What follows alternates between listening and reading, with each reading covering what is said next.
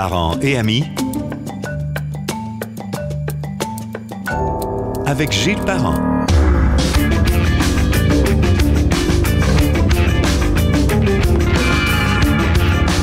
Bonjour et bienvenue à Parents et Amis sur les différentes plateformes et applications, c'est-à-dire Spotify, Google Podcast.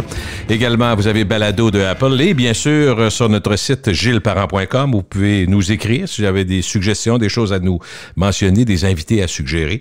Il n'y a aucun problème sur gillesparent.com. Plusieurs consommateurs s'intéressent plus que jamais, et avec raison, à l'autonomie sur le plan alimentaire. La crise a poussé les gens à réfléchir à des solutions plus bio, plus locales, l'achat local. On en a parlé beaucoup et on en voit de plus en plus aussi à notre épicerie. On n'a jamais vu autant de potagers, de produits maison également. Et le gouvernement veut agir encore plus. Pas la première fois que le gouvernement en parle, mais le gouvernement a dit on va aider du côté des serres, on va aider aux producteurs.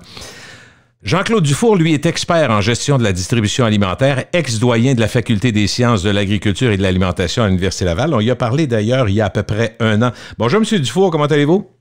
Bonjour, M. Parent, ça va très bien. On a eu beaucoup d'échos de notre rencontre en podcast il y a à peu près un an, et je pense que faire la mise à jour un an plus tard, d'abord, ça nous fait se rendre compte que la pandémie, ça fait une année déjà. Et aussi que peut-être ça a bougé un peu, ça a changé. On a l'impression que la crise sanitaire a eu un effet catalyseur sur plein de projets d'autosuffisance alimentaire, au plan personnel comme au plan coopératif. Oui, sûrement. Il y a de l'évolution, puis il y a de l'innovation également, c'est intéressant.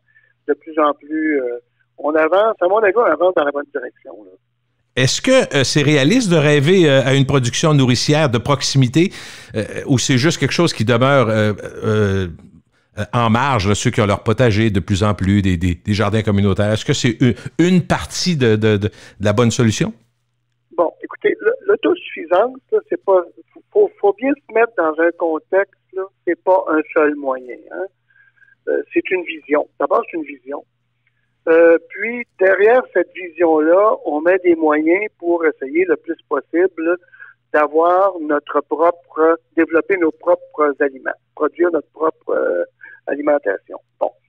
Ceci étant dit, c'est la direction à prendre, c'est sûr, et il y a plusieurs moyens qui y arrivent en ligne de compte. Chaque personne, normalement, devrait se dire, qu'est-ce que je peux faire?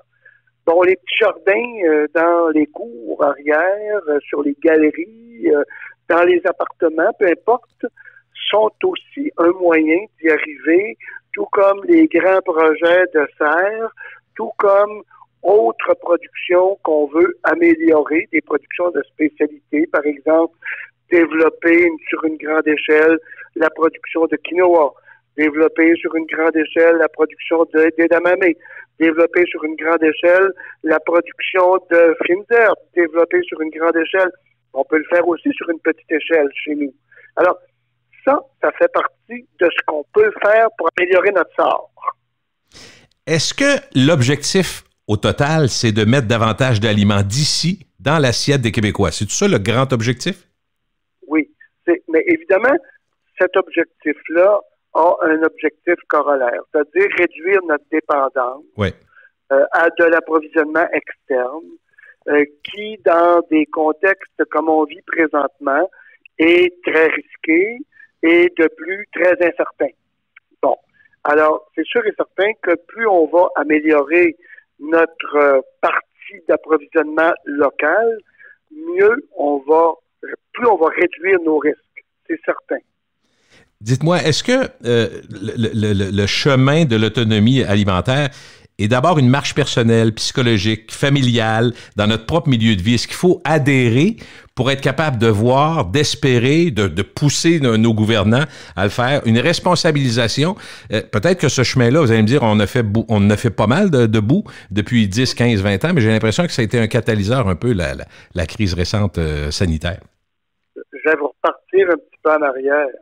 Moi, je vous dirais, l'autosuffisance, améliorer tout notre développement de notre production, c'est au départ un très bel objectif politique. OK? Ouais. Parce qu'on peut greffer ces éléments-là dans une politique bioalimentaire avec des moyens appropriés et ça va servir à tout le monde, M. Parent, à tout le monde. Okay. C'est tout un bien-être qu'on va chercher derrière ça. Et évidemment, de là, on peut la traduire, cette vision-là, cette vision politique-là, on peut la traduire maintenant dans des actions individuelles, des actions collectives qu'on peut faire chez nous, que l'industrie peut faire pour être capable de greffer à ça tout l'ensemble du tissu de la politique qui vont faire qu'en bout de course, peut-être d'ici 5 ans, on aura développé davantage notre production et on aura réduit notre dépendance à quelque part. La réalité pour le grand public, c'est que, à part se vêtir et aussi se loger, une grande part du budget des familles va à l'alimentation. Puis aujourd'hui, avec l'industrialisation qui a progressé, la promesse d'abondance est là. On achète à peu près de tout, on fabrique à peu près de tout de nos jours. Est-ce que l'évolution de la transformation puis de l'industrialisation, on va dans le bon sens? Est-ce qu'on a fait une remise en question ou on avance tout le temps vers une production immense puis en ayant des coûts assez bas, ce qui est quand même demandé par le public aussi? La dernière politique bioalimentaire du Québec, M. Parent, nous a amené sur un mot très important qui est le mot innovation. Depuis au cours des 10 dernières années, je dois vous dire que l'industrie de la transformation alimentaire au Québec a fait des pas de géant pour développer de nouveaux produits, de nouvelles technologies, de nouveaux emballages adaptés à nos contextes environnementaux, etc. À la production, on a fait également beaucoup d'innovations. Et on suit, le Québec, c'est merveilleux parce que depuis maintenant, là, je dirais une quinzaine d'années, là, le mot tendance alimentaire a pris une place extraordinaire dans nos vies et dans notre industrie et dans notre système alimentaire, dans le sens que presque tout le monde maintenant se soucie de bien comprendre la tendance pour être capable de s'adapter le plus rapidement possible. Et les preuves sont là. Hein. Écoutez, il y a 15 ans ici, là, M. Parent, vous n'aviez pas de production de quinoa sur les fermes du Québec. Mm-hmm. Il y en a maintenant. Vous aviez très peu de production d'edamame au Québec. Il y en a maintenant. Vous aviez très peu de production de tout ce qu'on pourrait appeler là, les tendances nouvelles. Les fines herbes se sont ajoutées, les mini-légumes se sont ajoutés. Regardez, de l'innovation, on en a vécu au cours des 15 dernières années ici, là, et on est dans la bonne direction parce qu'on n'arrête pas, on continue, et aujourd'hui, on est en train de s'embarquer dans l'adaptation de toute notre industrie, de tout notre système à l'intelligence artificielle. Déjà, là, vous avez des entreprises fermières, vous avez des fermes là, qui sont déjà adaptées à l'intelligence artificielle là, dans la production de pommes de terre, la transformation de pommes de terre. Au niveau des usines, on est maintenant en train de développer des technologies. Vous l'avez dans les serres également. Est-ce que, juste là-dessus, M. Dufour, est-ce qu'on produit plus seulement ou on produit surtout mieux? Les deux. Les OK, deux. Ça c'est bon. On produit les deux. On produit plus ce qu'on veut manger et on produit mieux ce qu'on veut manger. C'est-à-dire que ce qu'on produit mieux, il est maintenant adapté à toutes nos attentes environnementales et nos attentes purement nutritionnelles. Et de l'autre côté, on produit plus parce que on a concentré nos productions sur ce que le marché attendait. Et ça, il faut penser aussi qu'on continue à exporter. Il ne faut pas oublier que notre système agroalimentaire, il ne vit pas uniquement par nous autres, parce que, écoutez, on ne serait jamais capable de tout manger le porc qu'on produit, ni non plus le lait qu'on consomme, ni les fromages qu'on produit. Donc, il y a aussi l'exportation, et le système s'est adapté aussi à l'exportation parce qu'on avait besoin d'inclure là-dedans, par exemple, des porcs beaucoup plus maigres, etc., etc. Donc, on a vécu, au cours des 15 dernières années, beaucoup d'adaptations. Moi, si on fait un petit retour en arrière, juste pour comprendre, pour que les plus jeunes puissent comprendre. Moi, j'ai 60 ans, quand j'étais plus jeune, je disais à mes fils récemment, je disais, nous, quand on arrivait l'hiver, mettons, quand j'avais en 70, mettons, les légumes, c'était rutabaga, patates, carottes, puis peut-être céleri, mais il n'y avait pas grand-chose. Puis il y avait de la misère à me croire quand il rentre dans un IGA où tu as peut-être 300, 400, 500 produits. La réalité de la progression de la production, je comprends qu'on ne fera pas toute l'histoire de ça, mais est-ce que c'est venu juste de meilleures conditions économiques ou c'est venu d'un besoin? Ou j'essayais de voir quels ont été les éléments catalyseurs qui ont fait qu'on a eu une évolution impressionnante. Est-ce qu'il y a un seul facteur ou il y a plusieurs facteurs qui ont amené ça, cette variété immense qu'on a aujourd'hui? Ben, il y en a, je vous dirais qu'il y en a plusieurs. Le premier, le plus important, là, c'est que les consommateurs et les consommatrices, on les a écoutés. Ils voulaient avoir de la diversification, l'industrie en a donné. Ils voulaient avoir des produits plus sains pour la santé, l'industrie s'est adaptée. Ils voulaient avoir des produits qui avaient une durée de vie de tablette plus longue, l'industrie s'est adaptée. Ouais. Donc, le premier élément que tout le monde a regardé, c'est les besoins, comment on peut répondre, mieux répondre aux attentes des consommateurs. Le deuxième, c'est de se dire, ben, qu'est-ce qu'on a en main, qu'est-ce qu'on peut faire avec ça? Hein? Alors, par exemple, on a pris du temps avant d'arriver à développer des productions de spécialité. Je vous donnais l'exemple du quinoa tantôt. Oui. Il y en a d'autres, là. Alors, on a pris beaucoup de temps, mais on a compris en cours de route qu'on avait un potentiel de production qui pouvait être plus grand que ce qu'on pensait. Et on l'a découvert en cours de route, là. On l'a pas, c'est pas arrivé comme ça, là. Donc, ça a été la découverte, évidemment, de tout le potentiel qu'on pouvait avoir ici. Le plus bel exemple de ça, c'est qu'on a encore beaucoup de chemin à faire dans le développement des légumineuses au Québec. Hein. Ouais. Il n'y a pas beaucoup encore, là. Parce qu'on on en consomme pas assez. Pensez-vous que ça part de ça ou c'est la volonté? On en consomme de plus en plus, mais on n'en produit pas beaucoup au Québec. C'est surtout produit dans l'Ouest canadien, là. OK. Au Canada, là. Mais est-ce qu'on aurait les moyens, M. Dufour? Est-ce qu'on aurait les capacités techniques et technologiques pour le faire aujourd'hui? Maintenant, oui. OK. Maintenant, oui. Oui, tout à fait. Absolument. Donc, ça va arriver à un moment donné, là. Oui. On connaît mieux ces productions-là maintenant. On a un type de sol, un type de production qu'on pourrait développer davantage ici. C'est clair et net. Je vous donnais, dans le dernier entrevue, je vous donnais l'exemple des céréales pour la consommation humaine. Vous savez, ça nous a pris du temps à comprendre qu'au Québec, on pouvait produire ça, là. Et l'autre exemple que je vous donnais, c'est le bio. Le Québec est le leader canadien dans le biologique. On a découvert qu'au Québec, on pouvait développer la production biologique de façon extraordinaire. Et on a pris un leadership canadien fantastique qu'on peut exporter maintenant à l'extérieur du Québec, à l'extérieur du Canada. Alors, on s'est adapté et on a découvert, évidemment, tout un amalgame de forces qu'on n'avait pas vu avant. Il y a un autre facteur aussi qui nous pousse le plus possible à aller vite, et ce sont les changements climatiques. Oui, j'avoue, c'est un élément extérieur. Là, on n'a pas le choix, là. Ouais. Écoutez, si on ne s'adapte pas là, il y a des productions qui, à un moment donné, vont disparaître, là. Alors, il faut s'adapter. Est-ce que ça peut être un facilitateur à certains égards? Je pense aux productions vinicoles.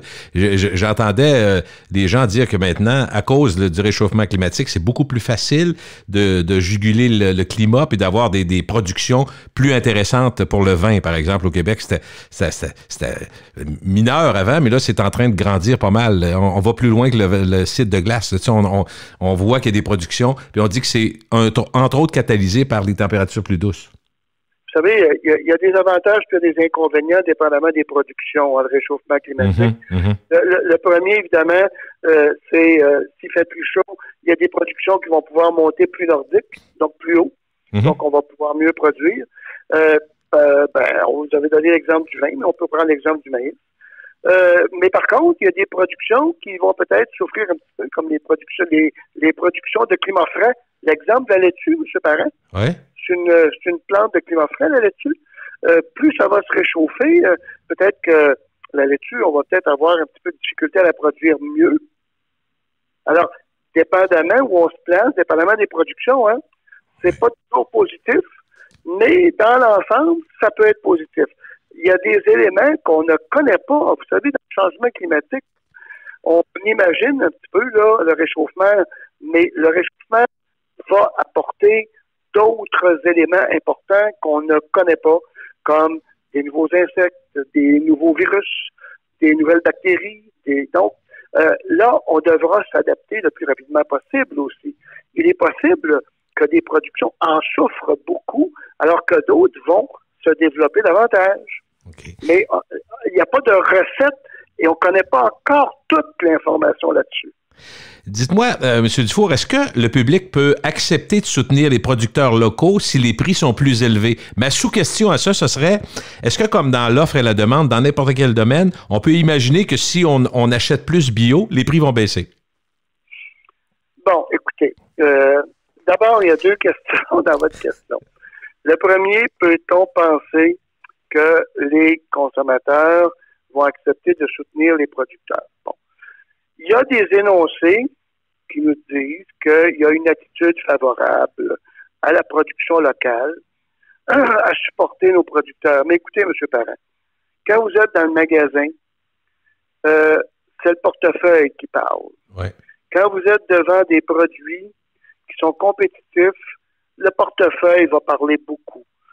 Permettez-moi quand même de mettre mon grain de sel et de mettre un petit peu de doute sur le fait que on va avoir une générosité aussi grande que de dire bon, on va payer plus cher. Je vous le dis tout de suite, là, puis je le répète, il y a des études, puis il n'y en a pas rien qu'une, là, qui nous ont montré qu'un différentiel de prix de plus de 10 M. Parent, là, normalement, le consommateur et la consommatrice vont changer de produit, vont prendre de moins cher. Ça me semble tout à fait réaliste. Ça me semble réaliste. On a une marge de manœuvre, M. Parent, mais elle n'est pas illimitée, cette marge de manœuvre-là. Ce qu'il faut comprendre, c'est qu'à l'intérieur de la marge de manœuvre, les consommateurs nous l'ont donné, mais les producteurs et les transformateurs doivent aussi travailler sur leur coût de production, doivent aussi travailler sur la productivité, doivent aussi travailler sur l'adaptation. Il y a un effort des deux côtés à faire. On ne peut pas imaginer qu'on va avoir un chèque en blanc des consommateurs. Impossible. Impossible. Non. D'autant que, alors, comme vous dites, on sait ce que ça coûte une épicerie. Là, on rentre pour 2-3 morceaux, on sort, ça coûte 70. Là, on dit, voyons donc. On compte nos affaires. Je connais pas de consommateurs et de consommatrices, c'est moi le premier, présentement, là, qui vont vous dire que l'épicerie coûte pas cher. Là. Ah non, ben non. Alors, si vous me la montez encore de 10 je vais vous dire, écoutez, M. Parent, je vais switcher d'autres choses. Là. C'est peut-être un moment où, justement, on regarde encore plus que jamais les rabais. Parce qu'on sait que ça va coûter cher de toute façon. Fait qu'ils sont capables d'avoir... je prends l'exemple du fromage parce que c'est peut-être ce qu'on entend le plus dans nos discussions entre amis. On dit, mais voyons, j'achète une brique de fromage, puis c'est 7 piastres. Voyons donc, c'est donc bien cher. Par contre, quand ils arrivent en spécial parce qu'ils font un genre de Lost Leader, puis ils le font à 3,90, je vois des gens mettre 5-6 dans le panier, là. Parce qu'on dit, OK, là, on sait qu'on mange toujours du fromage. C'est sûr que le prix a une incidence majeure. Mais sans pourtant qu'on soit en Lost Leader, il y a un juste prix que le consommateur et la consommatrice sont prêts à payer. Oui. Et ce juste prix-là, généralement, ils l'établissent en magasin en comparant des produits. Oui. Donc, on sait très bien, si on est fournisseur, producteur ou transformateur, on sait très bien qu'on a un compétiteur sur la tablette. Puis pour être capable de le battre, ben écoutez, ça prend un prix compétitif. Est-ce que je comprends de vos propos, M. Dufour, qu'on est des meilleurs consommateurs? Parce que je sais, en ayant parlé à Isabelle Huot, que les gens lisent les étiquettes plus que jamais, regardent ce qui compose les produits. C'était pas le cas il y a 15-20 ans, c'est de plus en plus le cas. Et là, vous me dites, ben, on magasine en regardant les comparables, on commence à mieux savoir les prix parce qu'on sait que ça coûte très cher. Ça veut dire que d'une certaine façon, plusieurs sont de meilleurs consommateurs. Absolument. Puis je peux vous dire que si vous faites l'épicerie par Internet, ben les prix, vous les comparez. Vous pouvez les comparer beaucoup plus facilement encore. Oui, c'est vrai. Vous le savez bien avant d'arriver au magasin, M. Parent. Oui.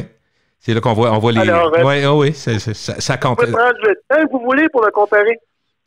Mm-hmm. Et l'autre facteur, n'oublions pas, c'est que les nouvelles générations sont très différentes de ce qu'on était. Alors, elles sont beaucoup plus conscientes de l'importance d'une saine alimentation, beaucoup plus conscientes de l'importance d'un environnement, de protéger l'environnement. Donc, quand elles décident de choisir un produit, c'est pas uniquement un prix, c'est aussi d'autres facteurs maintenant. Dans la chaîne alimentaire, si on en parle quelques secondes, quand on écoute, par exemple, les producteurs qui sont dans le champ, ils vont dire, nous autres, on nous demande de ne pas vendre trop cher parce que ça va être le compétiteur qui va l'avoir fait. Et puis après ça, quand on arrive à l'autre bout, le détaillant, c'est-à-dire le IGA, le Provigo, eux autres disent, nous autres, on n'a pas un mot à dire, pas les producteurs, mais c'est les intermédiaires qui prennent les profits. Dans les faits, c'est qui contrôle les prix puis l'approvisionnement? Ça a l'air à pas être les producteurs ni les détaillants. Ce qu'il faut comprendre, c'est qu'on est dans une chaîne de transactions commerciales. Mm-hmm.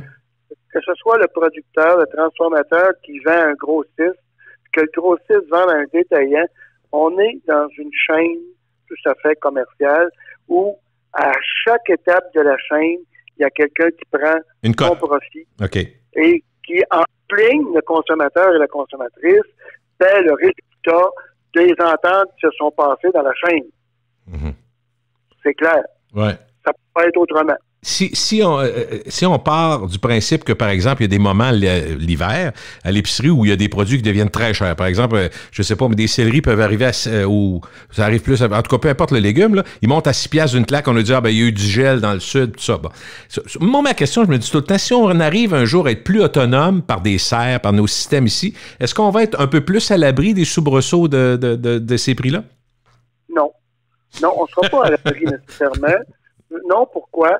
D'abord parce que dans le contexte d'une économie, on traîne toujours l'impact des taux de change.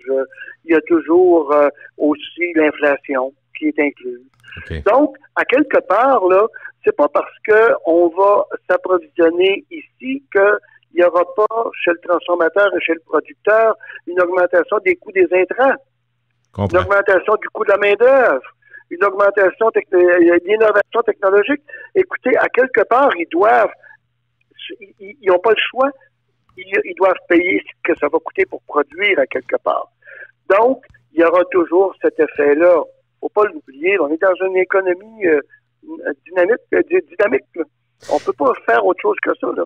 Alors, évidemment, on aura moins de fluctuations possiblement, mais notre économie, elle n'est pas en vase clos. Et le système agroalimentaire n'est pas unique.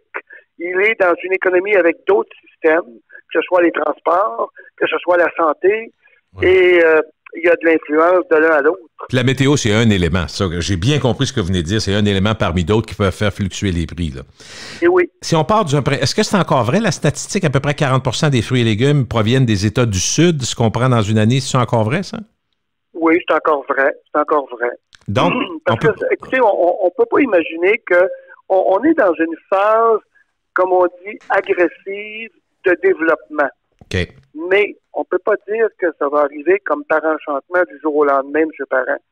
C'est sur un horizon de 4-5 ans qu'on va arriver à faire bouger vraiment les choses. Alors, à court terme, c'est sûr que là, il y a une volonté de tout le monde de vouloir produire plus. Mais ça ne veut pas dire que demain matin, là, on va tout avoir ça dans notre assiette. Là. Alors, il faut le regarder sur un horizon de 4-5 ans. Donc, le chiffre que vous avancez est encore bon. OK. Est-ce que l'industrie agroalimentaire est condamnée à robotiser, automatiser, rendre plus technique pour s'assurer une transformation qui se fasse ici à des coûts raisonnables?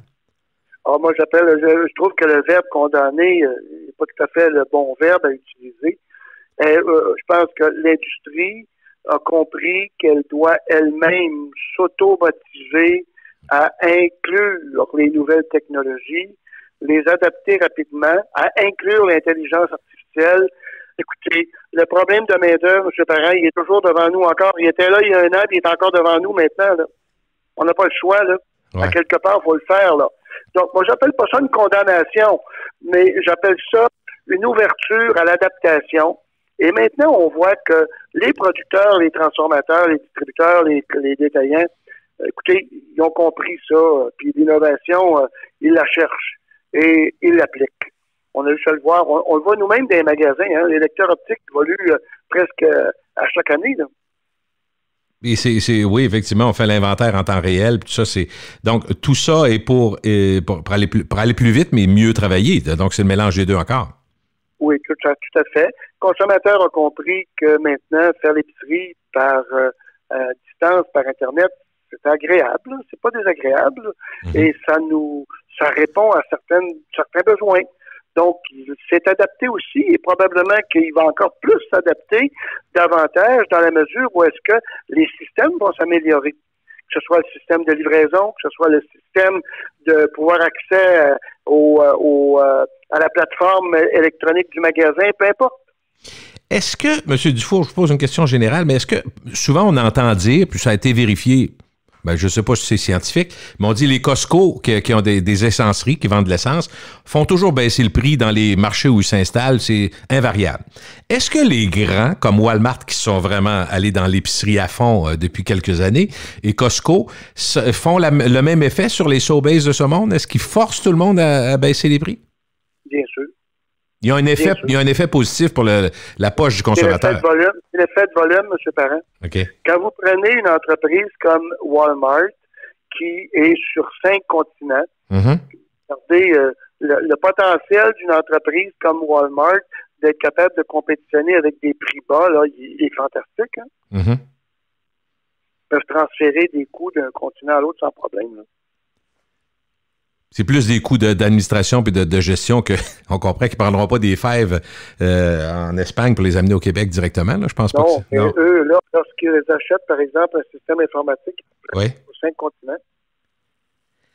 Est-ce que la main-d'œuvre dans le développement, parce qu'on disait pour les petits maraîchers, souvent c'est un problème, on est obligé d'avoir des immigrants qui viennent faire le travail qu'on ne veut pas faire, peu importe ce qu'on en pense. Est-ce que ça reste est-ce que ça reste quelque chose qui est fondamentalement un frein? C'est un problème qui n'est pas réglé. Moi, je pense qu'on va devoir avoir des politiques beaucoup plus adaptées aux conditions de production agricole, aux transformateurs, même aux détaillants. Écoutez, problématique de main-d'œuvre, elle est là et elle va rester là. C'est très clair. Alors, on doit trouver des solutions pour être capable, qu'elles soient technologiques, qu'elles soient humaines, on doit trouver des solutions pour être capable d'assurer à quelque part une main-d'œuvre disponible et compétente. Est-ce qu'il y a un risque que certains producteurs baissent les bras en se disant, écoutez, c'est difficile d'avoir une qualité, parce que souvent, ils sont pressés par le temps. Hein. Il y a certains fruits, par exemple, qui doivent être ramassés rapidement. Si tu n'as pas de monde puis tu n'as pas les machines, bien, finalement, ils restent dans le champ puis ils pourrissent. Ça nous force à travailler beaucoup plus sur l'automatisation. Oui, c'est ça. Sans dire que l'être humain est pas là, c'est pas la job la plus agréable, c'est très dur aussi, puis c'est pas sur le haut de la liste des travaux d'été que les jeunes veulent faire non plus. Alors je me dis probablement qu'ils vont être obligés. Est-ce que là-dessus, parce qu'on va en parler avec les serres tantôt, est-ce que vous pensez que le gouvernement peut donner un coup de main aussi, le ministère de l'Agriculture? Bien sûr que tout ce qui s'appelle nouvelle technologie, s'il y a un incitatif à quelque part, c'est évident que les producteurs, les transformateurs vont embarquer. Écoutez, ils le voient eux-mêmes. Alors, c'est évident qu'il y a une belle ouverture dans une nouvelle politique bioalimentaire, d'amener plus d'efforts, de support au niveau de l'adaptation de toutes les technologies. Absolument. À quel point, c'est une question générale, mais je veux qu'on en parle parce que vous êtes probablement la meilleure personne pour nous répondre là-dessus. À quel point on peut et on veut être autosuffisant? On ne fera pas de banane là, dans Charlevoix. Là. Je pense qu'on a tous compris, que ce soit le consommateur, le producteur, le transformateur, le politicien, peu importe, on a tous compris que c'était à notre avantage, M. Parent. Pourquoi est-ce que, une fois qu'on le voit, puis on le voit bien, ben pourquoi pas prendre des moyens pour le réaliser? Moi, je pense que c'est aussi simple que ça. Là. Quand on veut, on peut. Donc, il s'agit de mettre l'argent. La technologie existe. Est-ce qu'il y a des leaders mondiaux dans la façon de faire, peut-être comparables dans le climat, peut-être les pays scandinaves ou même ailleurs aux États-Unis ou même dans notre propre pays, qui peuvent nous inspirer sur la façon d'augmenter notre productivité et notre qualité de production? On est encore, comme on dit, oui, à la merci de nouvelles technologies. Mm-hmm. Les pays scandinaves en sont certainement encore un beau modèle. Oublions pas que il y a des choses qui vont probablement nous changer nos vies bientôt, le 5G. Alors, il y a d'autres technologies qui pointent, hein, pas uniquement du côté européen. Okay. Bon, l'Allemagne et les pays scandinaves, évidemment, sont encore très près de l'innovation. Mais faut pas oublier qu'il peut nous arriver pas mal de choses intéressantes du côté du Pacifique aussi. Ah oui? Bien, quand vous regardez les technologies de l'information, le 5G, la Chine est bien positionnée. Il y en a d'autres. Il y a des pays qui peuvent réagir très rapidement. Le Japon a toujours été un pays, au point de vue technologie, qui était à la fine pointe, qui était avant-gardiste. Ils peuvent se réveiller à nouveau, hein.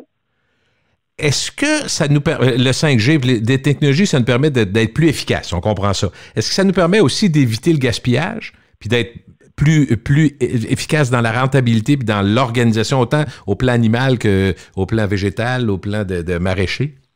Ah, ça peut nous permettre d'aller chercher même le recyclage. Oui, absolument. Okay. Absolument, ça va réduire, parce que par exemple, on sait qu'on perd à peu près 40% du frais au champ quand on parle des légumes, là. Alors, si on était capable, par des technologies, de récolter de manière plus automatisée et de récupérer cette partie-là pour en extraire de la protéine, par exemple, qu'on peut réutiliser dans la fabrication d'autres produits. Regardez, il y a des éléments naturels qu'on laisse présentement encore dans le champ ou à la production qu'on peut récupérer ou à la transformation qu'on peut récupérer. Est-ce qu'il y a deux variables là-dedans? Est-ce qu'il y a le côté on n'a pas le temps de les ramasser puis on se fait prendre par le mauvais temps ou le gel ou n'importe quoi? Est-ce que c'est ça? Ou si c'est le fait qu'on n'est pas capable de les entreposer et de les garder? Les deux sont là. La manipulation nous en fait plus on fait de manipulation, plus on en perd. Hein. Alors, c'est évident que les deux sont là. Le fait qu'on ne soit pas capable de les récolter dans le bon moment parce qu'on n'a pas la main-d'œuvre, qu'on n'a pas l'automatisation, on en perd beaucoup. Mais même à la récolte, on en perd beaucoup au moment où on la récolte. Donc, écoutez, toute la chaîne peut être améliorée encore davantage, là. Puis c'est pas uniquement dans les légumes, là. Ça peut être dans les céréales, ça peut être dans les productions animales. On ne faut pas mettre de côté l'ensemble de l'agriculture, là. Est-ce que le développement passe invariablement par la production en serre? Est-ce que c'est un aspect qui est crucial dans la suite des choses? Si on parle des légumes et des fruits, oui. C'est la voie à prendre. Alors? Okay? Parce qu'en champ, on est quand même limité. Même si on a des changements climatiques qui semblent nous favoriser avec le réchauffement, on est quand même limité en champ. Donc, la voie des serres est une belle voie à prendre. Quand le ministère de l'Agriculture nous dit on va doubler la production en serre d'ici 5 ans, est-ce que c'est réaliste? Ben moi, j'y crois. OK. Oui, pourquoi pas? Ben, moi, j'y crois. On veut y croire. C'est sûr qu'on veut y croire. Je me demandais si c'était réaliste. Ah oui, c'est réaliste. C'est réaliste. C'est réaliste dans la mesure où est-ce qu'actuellement, il y a des programmes qui sont incitatifs. On en ajoute encore un petit peu. Écoutez, encore une fois, par contre, il faut faire attention, là. Faut pas imaginer qu'on va le faire uniquement avec des grandes productions, là, de grande taille. On a un ensemble de producteurs qui peuvent produire sous confinement, petits, moyens et grands, qui vont contribuer à atteindre cet objectif-là. Faut pas l'imaginer uniquement sur des productions de grande taille. OK, je comprends. Est-ce qu'on peut dire, comme l'a mentionné le PDG de production horticole de Maersk, qui vont investir d'ailleurs plusieurs millions prochainement dans d'autres serres, lui, il dit l'hydroélectricité, c'est notre soleil du Mexique. Ah, vous savez, le soleil du Mexique, qui peut être dommageable aussi, hein, parce qu'il coûte cher, parce qu'il faut refroidir.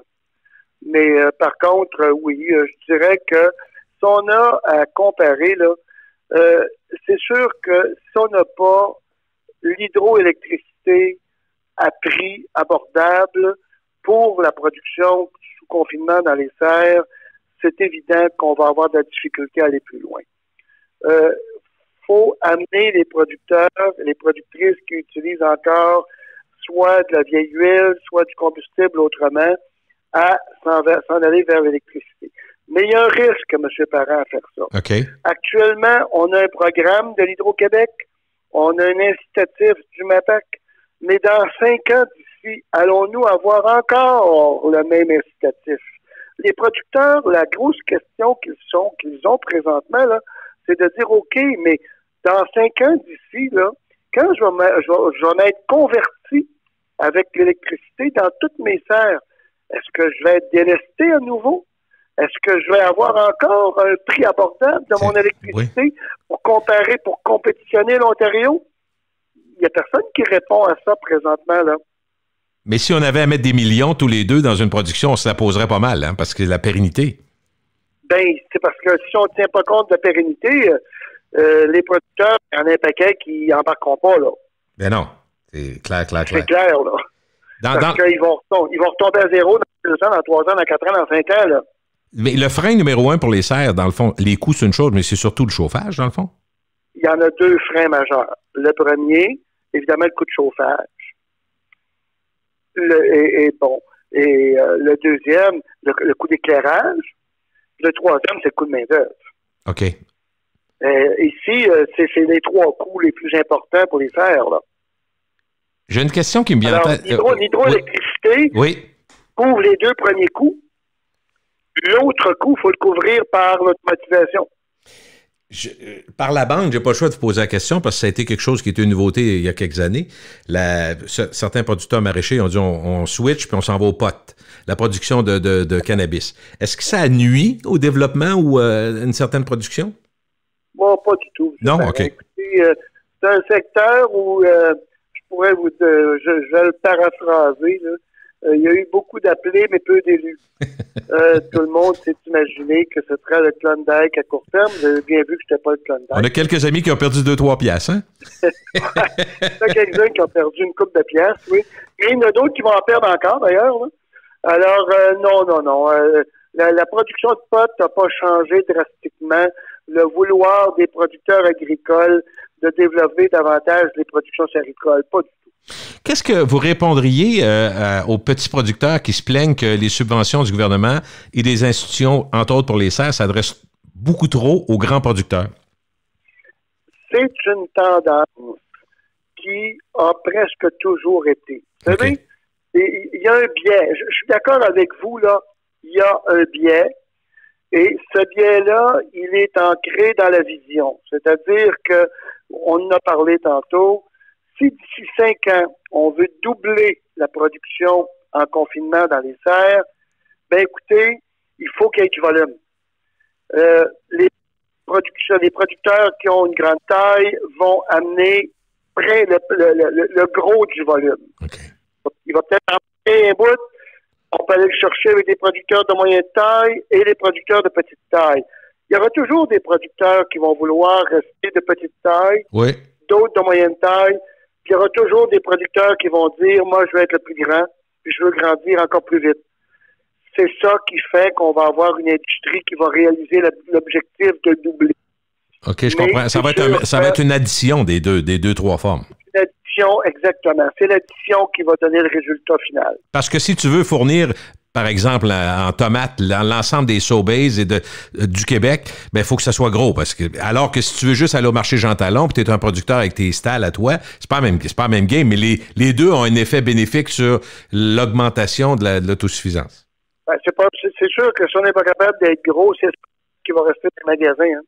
C'est l'Ontario qui va rester dans les magasins. Ça, c'est clair. Là. Ils sont en avance sur nous, M. Dufour, l'Ontario? Pardon? Ils sont en avance sur nous, l'Ontario? Ah oui, mon Dieu, oui. L'Ontario, au cours des 10 dernières années, M. Parent, c'est pas compliqué. Ils ont multiplié par 10, puis par 20 quasiment leur production de fer. Là, vous avez des productions énormes. Écoutez, ils ont un avantage naturel. Ils ont tout mis ça du côté de Leamington, avec un climat qui les favorise, donc un coût de chauffage moins élevé, un coût d'éclairage moins élevé parce qu'il y a beaucoup plus de régions ensoleillées, etc. Ouais. Près des États-Unis, donc, écoutez, un potentiel de production qui les amène à avoir un coût de production inférieur à nous. Ce sont des compétiteurs. Et il ne faudra pas oublier qu'en Ontario, le programme Ontario Foodland, a mis énormément de sous également pour développer les productions locales, M. Parent. On a été beaucoup plus conservateur ici avec Aliments du Québec. Okay. C'est un choix qu'on a fait. Mais en Ontario Foodland, M. Parent, là, ça a fait du chemin au cours des 20 dernières années. Beaucoup de chemin. Et du côté des transformateurs également, vous avez vu des entreprises de grande taille qui sont là, mais il faut toujours se mettre à l'idée, M. Parent, que quand on compare avec l'Ontario, on a deux tissus industriels complètement différents. Au Québec, on a un tissu industriel qui est bâti sur de la PME. En Ontario, on a un tissu industriel qui est bâti sur de la grande entreprise. Donc, on a deux capacités différentes avec des structures de production différentes. On peut les comparer, mais à mon avis, là, faut pas les comparer aveuglément. Faut regarder nos deux potentialités. Le Québec a, au départ, été un leader dans la production de fer au Canada. L'Ontario, par après, nous a dépassé en investissant énormément dans leur infrastructure. Notre erreur, peut-être, ça a été de ne pas continuer à investir dans les infrastructures. Et c'est là qu'on s'est fait dépasser, parce que technologiquement parlant, on est adapté comme l'Ontario. Je me sens pas du tout moins fort que l'Ontario au point de vue technologique, M. Parent. Par contre, au point de vue infrastructure, oui. Est-ce que c'est à jamais qu'ils nous ont dépassés ou on pourrait... C'est pas une partie de hockey, là. C'est pas une partie de hockey, mais... Non. On est en voie... Si on réalise ce qu'on vient de parler aujourd'hui, on est en voie de redevenir un leader important au niveau canadien. OK. Est-ce qu'on travaille? En province, ça travaille-tu ensemble ou c'est une compétition? Oh non, c'est une compétition serrée, je peux vous le dire, moi.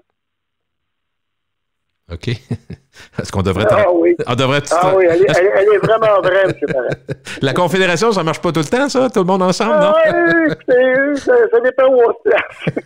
J'ai une dernière question pour vous, c'est vraiment fascinant, mais je veux savoir ce que vous pensez. Je pense à Jean-Martin Hossan, puis des émissions que je regardais avec ma blonde à la télé, puis les fameux tunnels non chauffés qui sont de plus en plus populaires, puis qui étirent la saison, qui permettent aux producteurs d'offrir plus de produits, mais aussi de garder leurs employés. Tout ça, je veux savoir, est-ce qu'il y a un avenir là-dedans avec une température qui est plus clémente? Les fameux tunnels, vous savez évidemment de quoi on parle, mais je le précise pour les gens qui nous écoutent. Qu'est-ce que vous en pensez en général de cette façon de faire?